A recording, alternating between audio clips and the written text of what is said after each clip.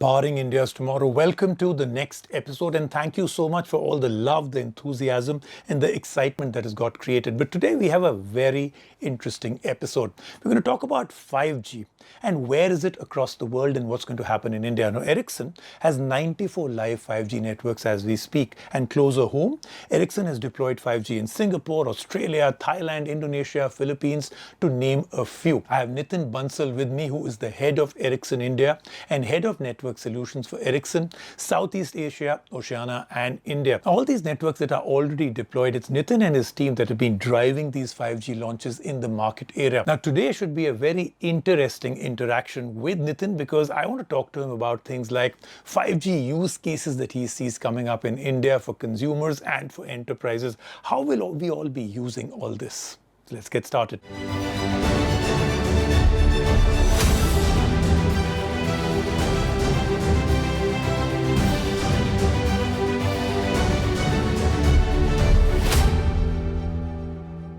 Welcome, Nitin. Thank you so much for joining us on the show and this series today. Now, Nitin, how do you see the uptake of 5G in India? Thank you, Rajiv. It's always a pleasure talking to you. 5G is a technology which is very different from the previous generation of mobile communication in terms of reliability, in terms of capacity, in terms of latency, which is the delay bit of it, and also security. So, what we have seen, and especially in the last 18 months, is that there has been an immense need for robust connectivity because connectivity is paramount, especially when you are in a situation like work from home, study from home, or whatever else that you are doing. So 5G for us, the way we look at it is a technology which will be a very good foundation for robust connectivity. Now, when it comes to the uptake itself, we are seeing also a very strong demand coming from the consumers. Almost, so we did a survey with what we call as our consumer mobility report. And what we saw was that more than 70% of the consumers expect 5G to provide better performance. So, what I'm trying to say is that the subscribers and the consumers are very well aware of the technology itself. So, they're looking for faster speed, they're looking for better reliability, and they're looking for lower latency. Now, what does this all bring up? It brings up basically that 5G as a technology will be able to cater the needs of consumers, not only for basic mobility, but also for gaming, watching 4K videos, and also augmented and virtual reality kind of application. All right, very, very fascinating. Now, Nitin, what are the early 5G use cases that you see in India, especially here in India? India is one of the highest consumers for data per month. So we have seen about 15 GB of consumption as per our latest report in 2020. And we expect this to grow to about 40 gigabyte per smartphone per month by 2026. And one is the capacity requirement. The second is how do you spice it up with interesting use cases using augmented and virtual reality, and also make the gaming more interactive, right? So that's one set of the use cases that we can look at. The other one, which is more related to how do we make our lives easier, simpler, right?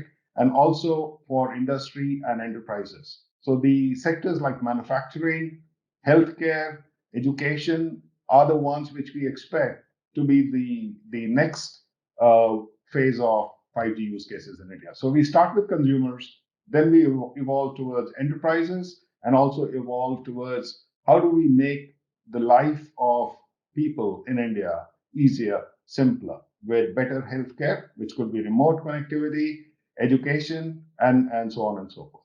Okay, I really hope all of this happens really soon. Just hearing you is getting me very excited. But Nitin, how is the uptake of 5G in markets where it's already been launched? How are people using it? How many people are using it? How's it going?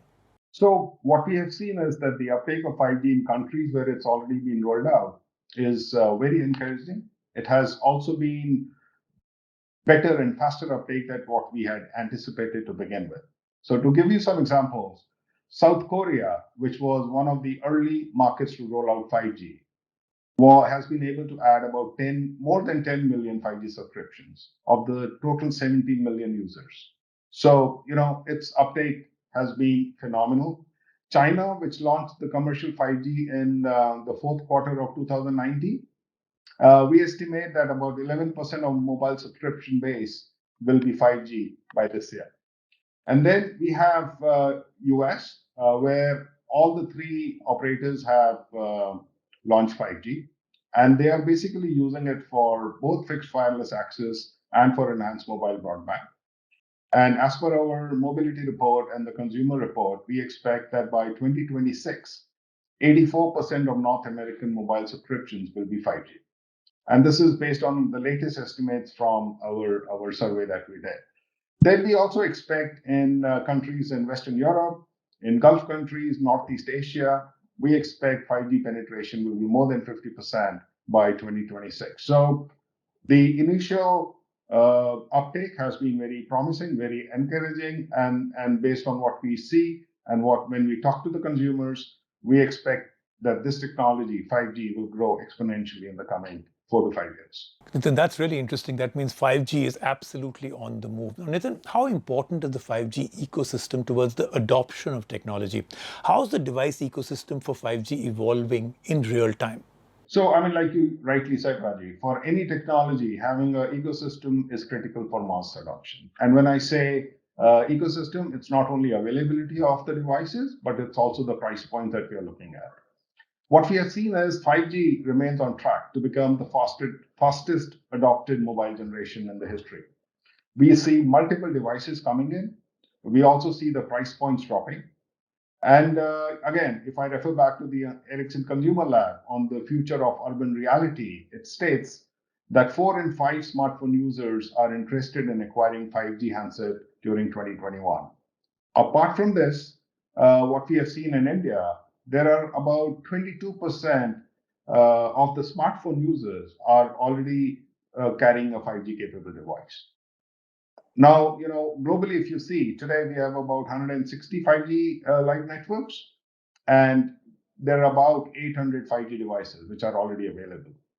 Now, we are providing infrastructure to about 93 networks and counting in 45 countries.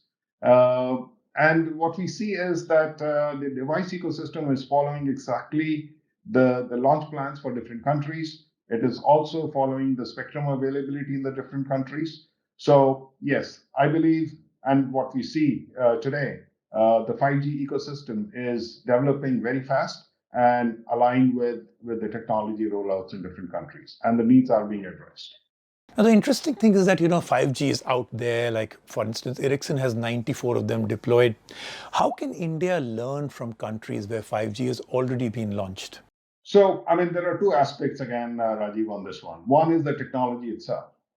So, with us powering about 93 networks globally and up and running commercially, the technology has improved and fine-tuned because of what we see from our initial 5G launches, right? So, which means that the technology itself is very matured and it's also optimized for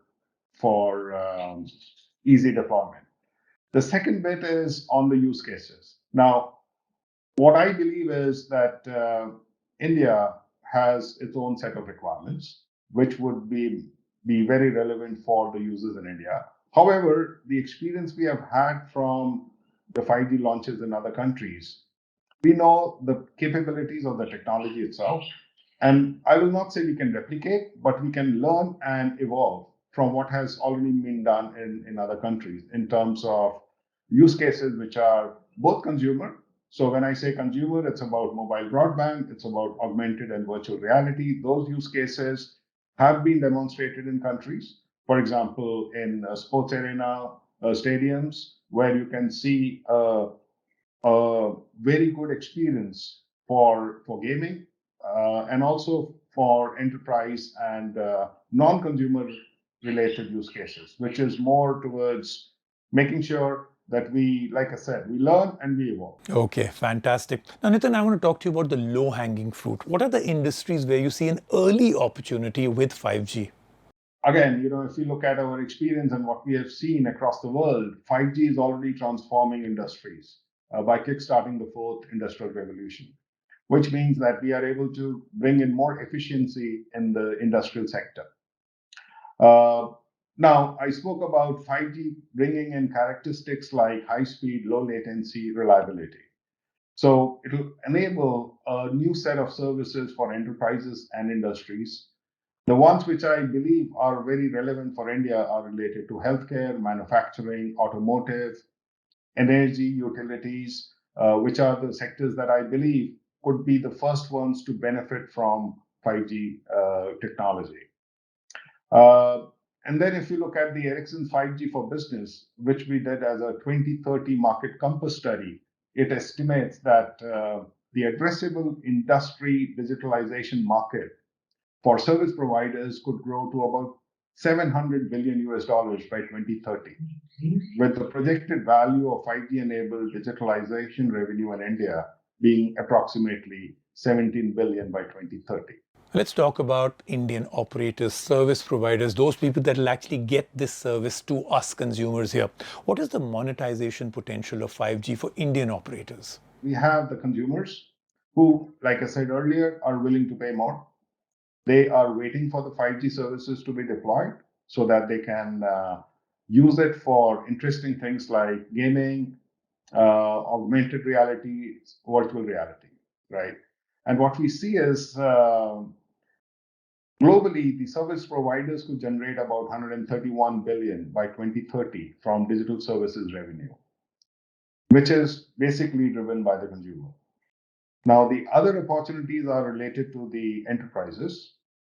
And in India, we expect that by 2026, about 26% of mobile subscriptions will be 5G. All right, I hope it all pans out exactly the way you're describing. Now, Nitin, last question.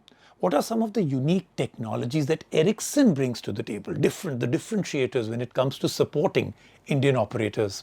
So, I mean, Ericsson has been in India since 1903. So, over the last 117 odd years, we have been supporting the Indian service providers and India in general with all the different mobile generations and needs for connectivity and technology.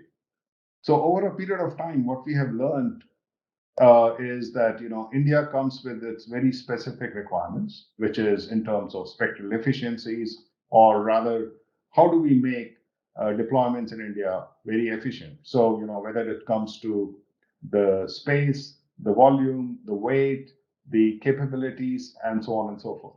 Since 2015, whatever radios we have delivered are software capable to be upgradable to 5G. Thank you, Nitin. Thank you so much for joining us on this series. It's fascinating the amount of knowledge that is coming out, excitement around 5G at an all-time high. Thank you so much for speaking with us.